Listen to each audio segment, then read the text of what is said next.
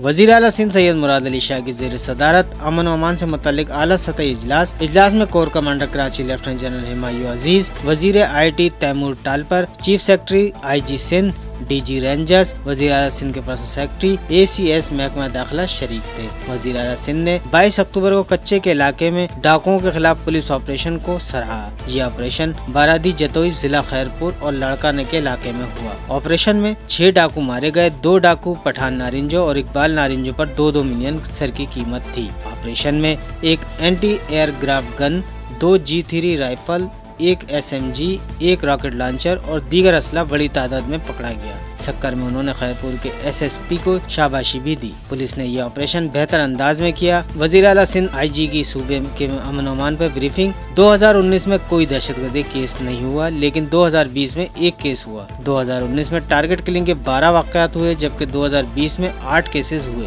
2019 में 1239 कत्ल हुए, जबकि 2020 में 1209 कत्ल रिपोर्ट हुए। अगवा बरात तावन के 61 केसेस हुए और 2020 में 159 वाक़यात हुए। अगवा गर्दी के वाक़यात में दही इलाकों में इजाफा हुआ। ख़वातीन की आवाज़ में बात करके दही इलाकों में लोग अगवा हुए। तमाम केसेस को सुलझा दिया गया।